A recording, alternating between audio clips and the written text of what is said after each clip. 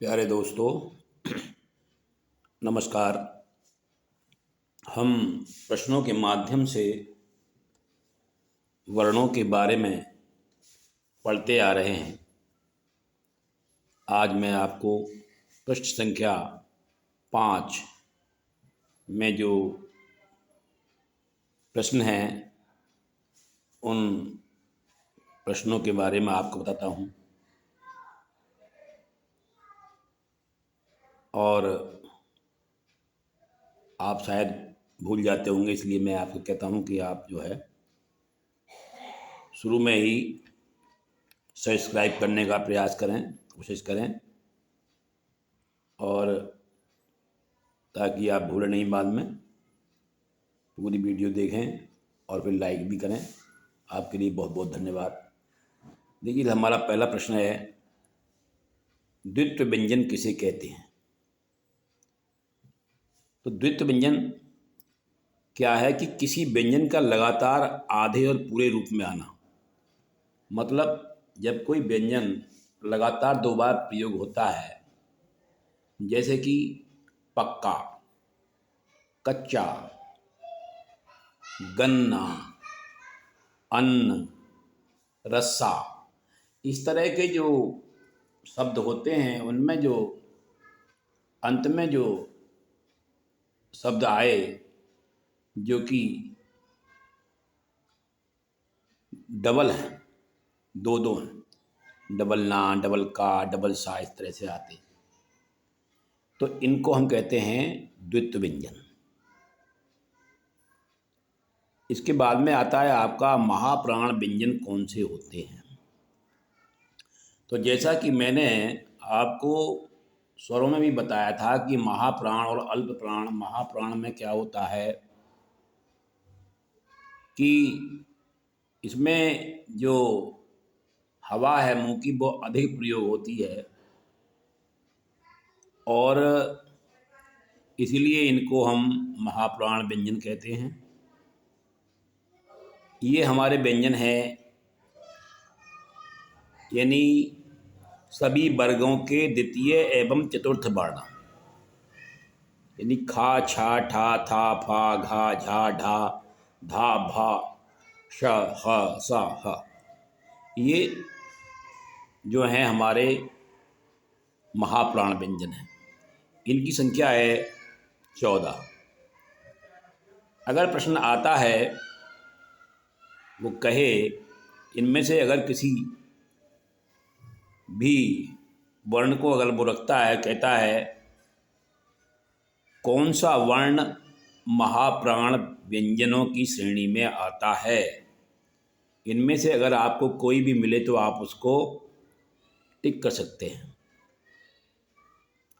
या वो दे कि अगर वो दे देता है ऊपर की खा, छा, ठा, था, फा, बताइए ये किस प्रकार के व्यंजनों के अंतर्गत आते हैं,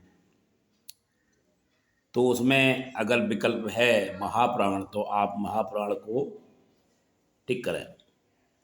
अगला प्रश्न है, किन व्यंजनों का विकास अपभ्रंश में हुआ? तो ये 2 ही हैं, डा और ढा। इन्हें उत्क्षिप्त भी कहते हैं, द्विगुण भी कहते हैं। इनकी संख्या 2 होती है।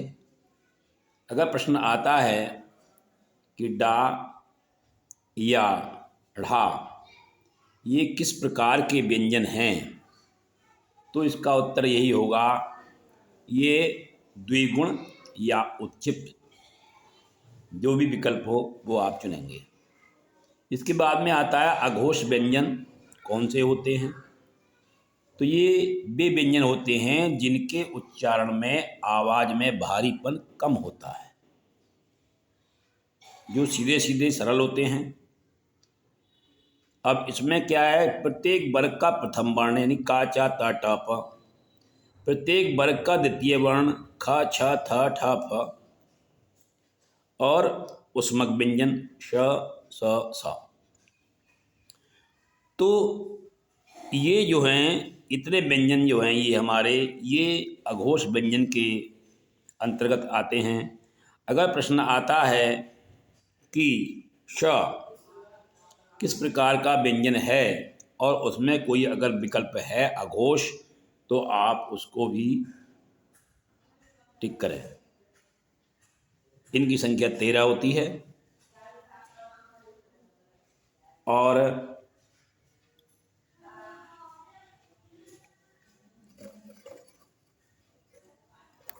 देखिए इनकी जो संख्या है वो अघोष व्यंजन की वो 13 होती है। अब इसके बाद में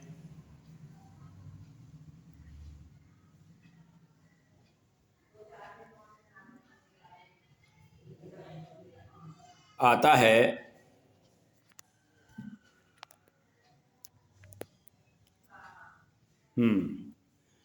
तो इसकी संख्या अघोष व्यंजनों की संख्या कितनी होती है? 13 होती है।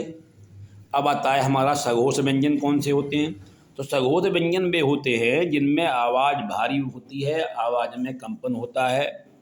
इन व्यंजनों को हम सघोष व्यंजन करते हैं। और ये कौन कौन से व्यंजन हैं? ये हैं हमारे ग, ज, ड, द, व, घ, झ, ढ, ध, भ, य, र, ल, व और ह।